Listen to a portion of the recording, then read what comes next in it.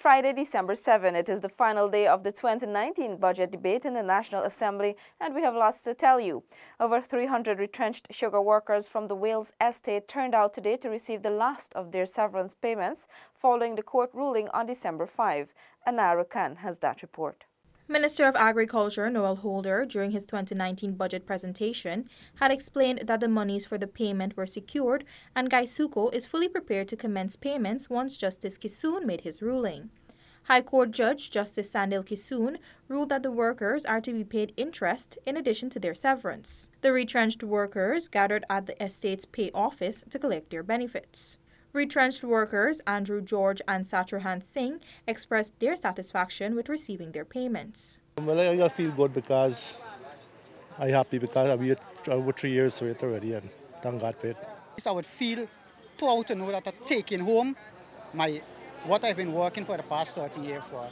Retrenched worker Alvin Bradford told InfoHub that he is happy to receive his payments and expressed his gratitude to the government of Guyana. And whatever happened today, I'm so proud of it because we waited so long for this moment, and today is the day for we all Cane Quarter should have been proud for today. I should have thanked the President, Mr. Ranger, whatever, and Nagamutu, whatever they do for us today. I'm grateful for it beside me and all the other Cane Quarter, we call it cane harvester. Payments will continue on Saturday, December 8th from 9 a.m. to 4 p.m. at the Wales Estate Pay Office on the west bank of Demerara. For InfoHub, Anara Khan. Prime Minister Moses Nagamutu and Leader of Government Business in the National Assembly today said thousands of jobs have been saved as a result of measures in the 2019 budget debates. Anara Khan joins us again. It is difficult to make sense of this political nihilism. This is the statement by Prime Minister Moses Nagamutu in response to the opposition's rejection of the 2019 national budget. During the budget debate, the opposition continuously described the 2019 fiscal package as visionless and lacking in investments.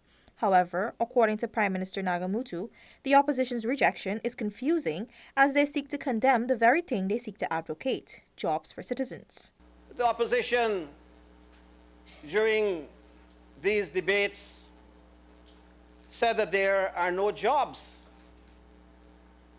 But I heard as I was coming in here, the Honorable Member Anil Nandlal shouting, screaming how his party, the PPP, is opposed to $60 billion being set aside to employ public servants, highly educated and specialized persons in the public service.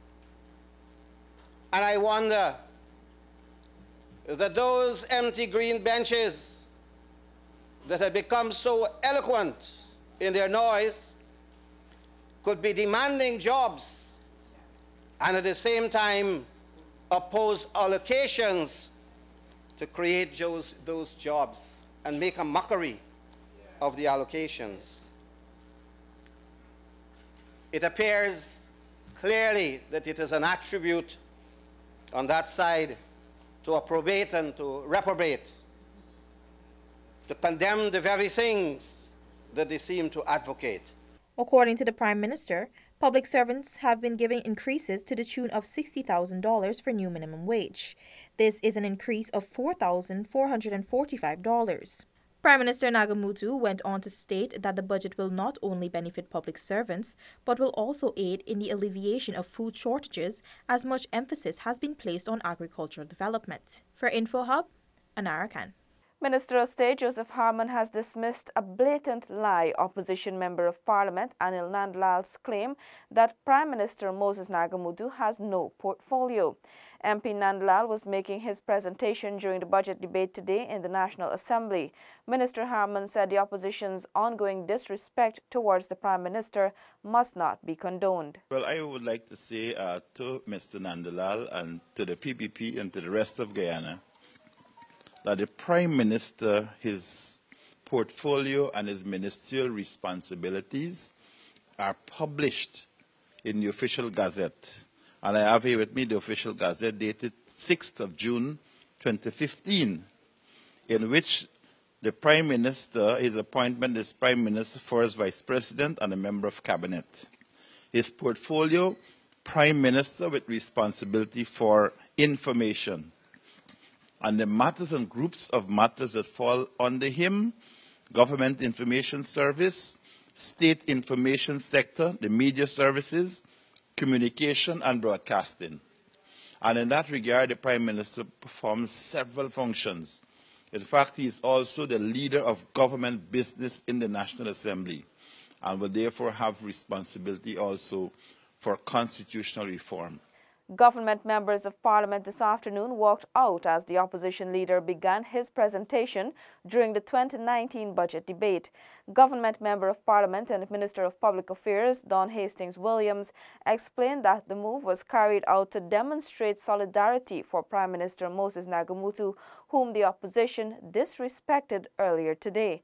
Minister Hastings-Williams said the opposition uses every opportunity it gets to ridicule the Prime Minister and his office.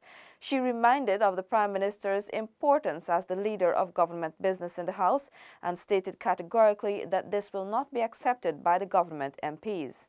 Attorney General and Minister of Legal Affairs Basil Williams today said despite the doom and gloom being peddled by the opposition about the state of the economy, investors are flooding Guyana. Details from Alexis Rodney. Addressing the National Assembly this morning, the Attorney General and Minister of Legal Affairs said that the Deeds and Commercial Registry has been providing registration for businesses for both local and international investors. Local companies application 418, foreign companies application 16, new business name 9,813. Check and see who made these registrations. Business name renewed 8,619. So I don't know what is all this talk about that we are not doing well. Why are all these people coming to register businesses in Guyana? The Attorney General said Guyana is on the brink of an economic revolution, particularly with the onset of oil production. He said if the situation was one of doom and gloom, as been pushed by the opposition, then the numbers as shown in the register will be disappointing. We are rich. That can't change. What is important for us to be rich, though, is to ensure who distributes the wealth. And it must not be those who distribute it in those 23 years where most of the country was impoverished. The minister said while the opposition continues its hollow accusation of corruption against a 3-year-old government, the Ministry of Legal Affairs will invest its efforts into ensuring that the needs of every Guyanese citizen are met. Reporting for InfoHub, Alexis Rodney. Still to come, indigenous peoples are more empowered and are producing, and Foreign Affairs Ministry leading efforts to find international oil and gas partners. Stay with us. Dogs again, and no mailbox. Don't let this happen to you. I'm so happy that I get this mailbox. Now I get all my mails. You know how much times GPL come and disconnect me life because I couldn't get my bill? I will notice. Anyways, girl, the post office encouraging all residents to install a mailbox so they can improve their service to us. Get your mailbox today and help the Guyana Post Office to serve you better. Welcome back. The Ministry of Foreign Affairs is leading efforts to find international partners to collaborate with Guyana in the development of its oil and gas industry. This was disclosed by Minister of Foreign Affairs Carl Greenidge during his budget debate presentation today. More in this report. Minister of Foreign Affairs Carl Greenidge said his ministry has been tasked with accelerating the process of integrating elements of the emerging petroleum and gas sector into the overall architecture of the foreign policy of the nation. Most of our traditional bilateral partners have shown little interest in rendering assistance in this context, and by that I mean in terms of the infrastructure funding. And so we have to turn to non-traditional partners as well as supportive bilaterals and other agencies, private sectors and NGOs to secure funding for the development of that aspect of infrastructure. Minister Greenidge noted that his ministry has been collaborating with a range of agencies who provide assistance to developing countries to plan and implement projects in the oil and gas industry. We are also working with GECA of Japan which is funding pre-feasibility studies and oil and gas master plan in relation to the development of downstream activities in Guyana. The Ministry of Foreign Affairs will be ensuring Guyana joins the relevant petrodiplomacy organization and determine new institutions that may need to be created locally to advance foreign policy.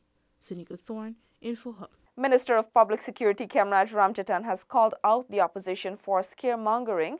More in this report.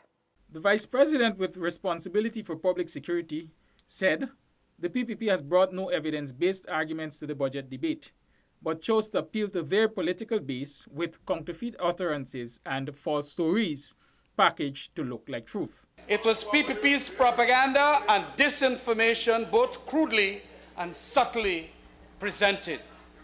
And of course, with a straight face directed to their base, who they know they will be watching on the television, to give red meat to that base so that this government can look very ugly, very racial, and very discriminatory.